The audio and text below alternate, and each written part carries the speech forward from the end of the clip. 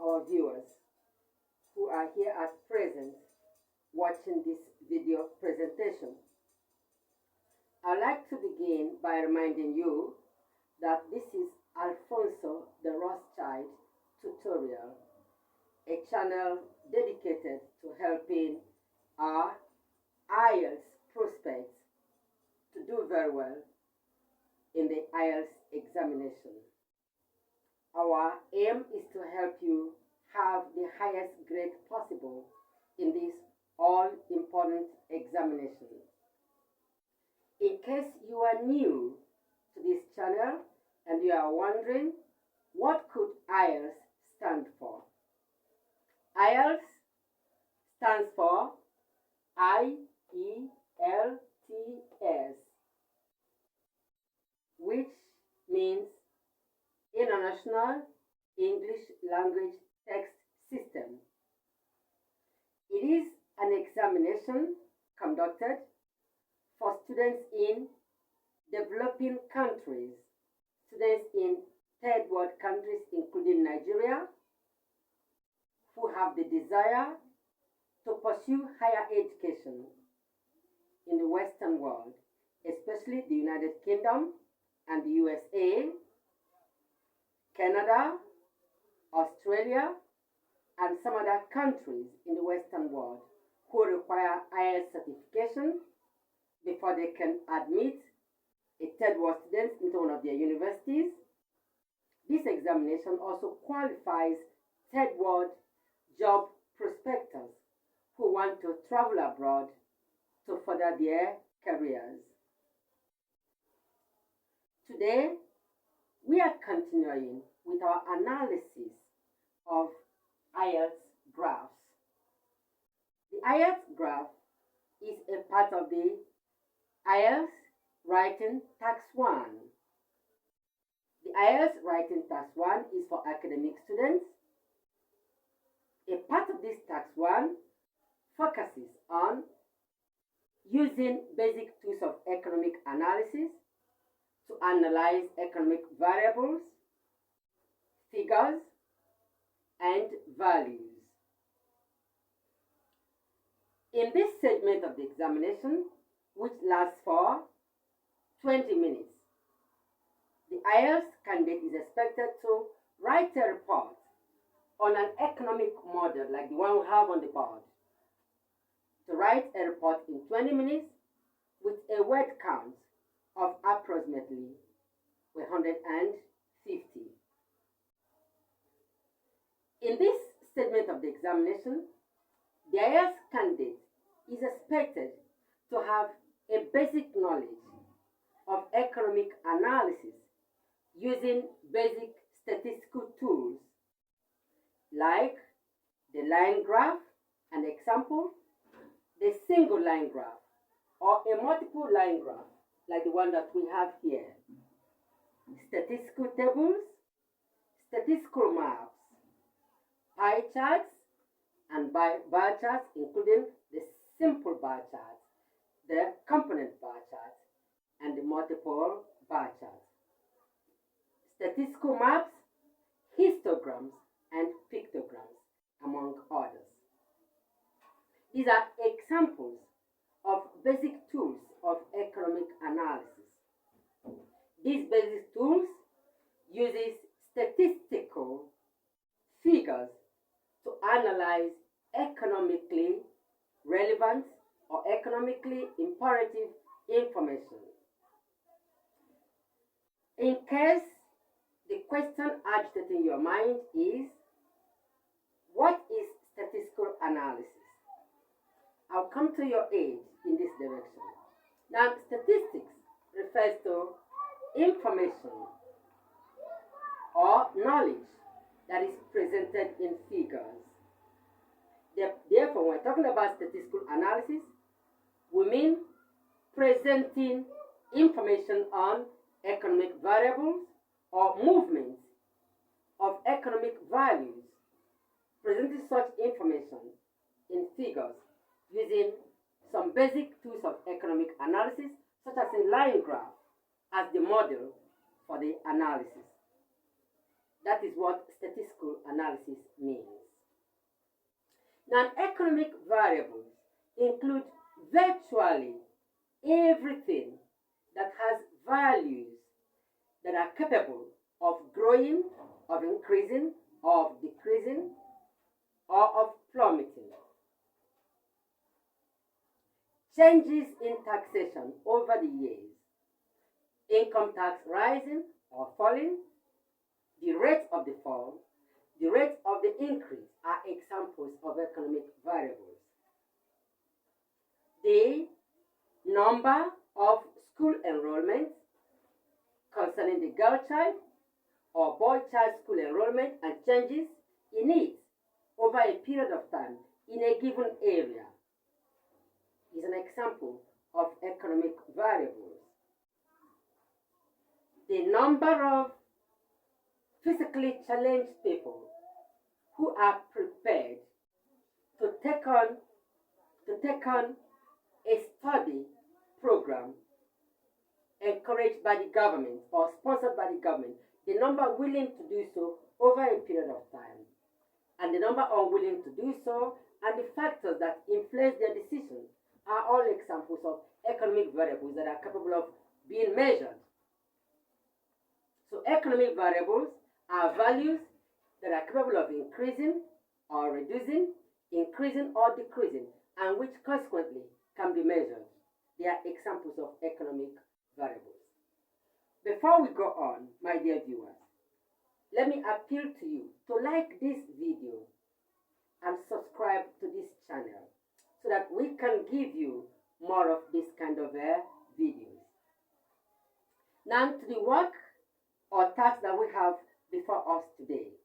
Now let us take a look at the model we have on the board.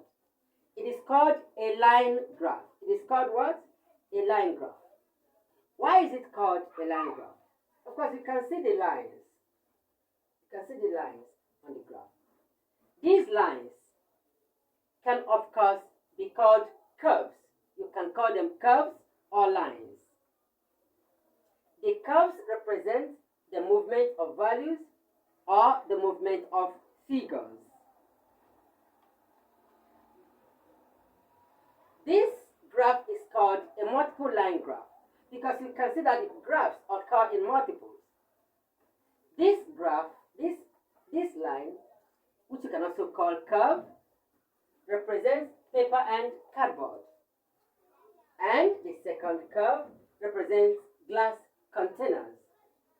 The third curve represents aluminium cans, while the fourth represents plastics. Let us take a look at the caption of this graph. It says, this graph shows the proportion of 4 different materials recycled from 1982 to 2010 in a particular country. The proportion of materials that were subjected to the recycling process in a particular country between the years 1982 and 2010.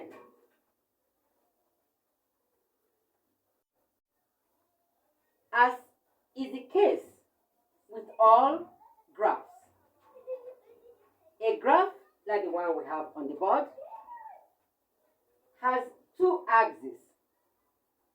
The first axis, which I can indicate here, is the vertical axis, and it represents the dependent variables. That means it represents figures that are dependent. And this axis can also be called the x-axis, as is represented here. The other axis is called the horizontal axis, or the y-axis. The y-axis represents the independent variables. In this graph, therefore, the dependent variables represented by the x-axis are the percentage of rise or fall in the rate of recycling as regards the materials that are listed here. while the horizontal axis or the y-axis represents the independent variables. In other words, the years that the survey period covers. As you can see from the graph, there is a point here called 0. The 0 point is called the point of origin because the variables start from 0. Both the variables that are dependent and the variables that are independent begin from the point of origin. The years are the independent variables because the years do not depend on us or on anything to come and go. The years come and go on their own. Very soon, whether we like it or not, 2025 will give way for 2026. And 2026 will soon diminish into 2027, and so on and so forth. So the years are the independent variables. The percentage, however, the percentage rate of recycling, however, is the dependent variable. Because it is as the years grow that income earners either increase their income or experience a decrease in their income. And this decrease or increase of income and other factors that cannot be mentioned here are responsible for an increase in the rate of recycling given materials or a decrease in the rate of recycling certain materials. The graph has a key. This is the key to the curves. As we can see, the first curve here represents paper and cardboard. The second represents glass containers. The third represents aluminum cans, while the fourth represents plastics.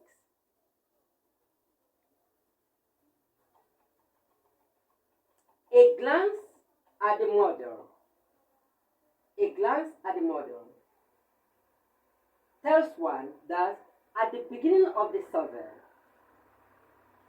the recycling rate of paper and cardboard had risen from 0 to roughly 65%. Further rise took the rate to 70%, which was followed by a slight fall back to 65%, following which it peaked at 80%. Further fall from 80% brought the recycling rate of paper and cardboard to 70% in the year 1998. Therefore, at the beginning of the survey period in 1982, the recycling rate of paper and cardboard was the highest at 65% and peaked somewhere between 1990 and 1994 at 80%, after which it dropped to 70% in 1998, or somewhere between 1998 and the year 2002.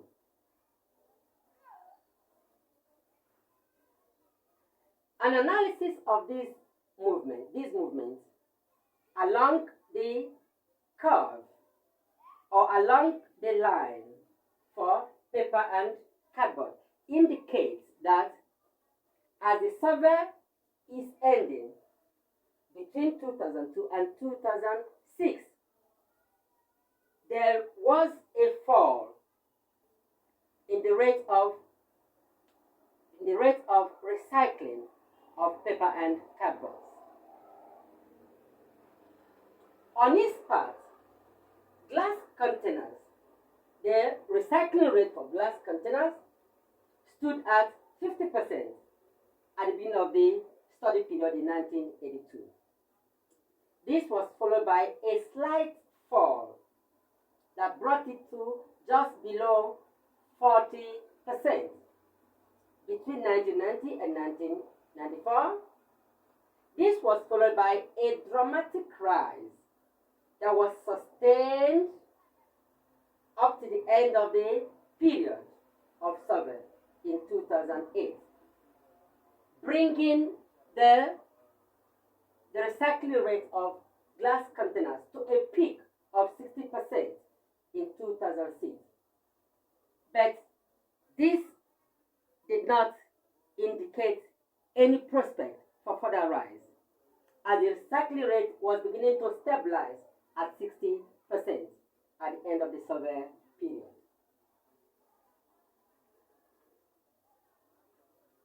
Aluminium cans, however, entered the survey period, entered the survey in 1986, that the recycling process for aluminium cans started in 1986 with a rate just below 10%. But this was followed by a sustained rise that was not so dramatic and brought it to a peak of 50% in 2006, a peak of 50%, that is this point, in 2006. But there is a prospect of a further rise in the recycling of aluminum cans beyond the survey period of 2006.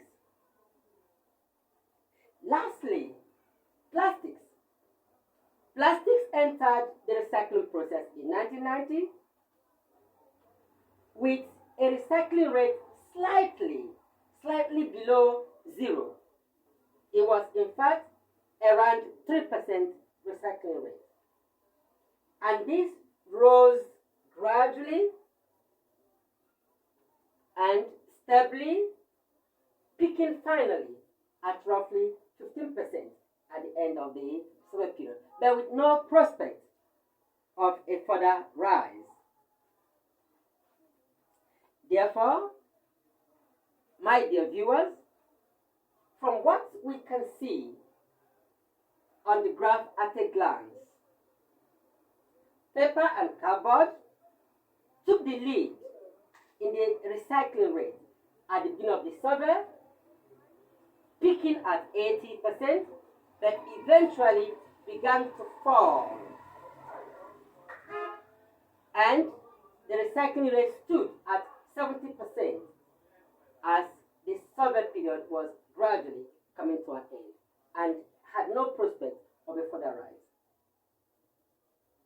While glass containers had its highest recycling rate at 60% at the end of the survey period of 2006, with no prospect of a further rise. Therefore, the likely most recycled material as the end of the survey period was ending was aluminum cans. Although its recycling rate, which stood at 50% as the survey was ending, was a lot below those of glass containers and paper and cardboard. But it has the prospect of a further rise as the survey period was coming to an end. So that is our analysis of this graph, ladies and gentlemen. Now, with this information in our mind, that is equipped with this information, we are now in a position to write a report of this graph that we have just analyzed. I invite you, therefore, to join me in the next video where the written report of this graph will be presented. Once more, I appeal to you, please like this video and subscribe to this channel so that we can give you more of these videos. In case you have a question, please drop your question in the comment section, and if you want me to call you and discuss some of your problems related to IELTS examination, you may drop your number on the comment section. Thank you.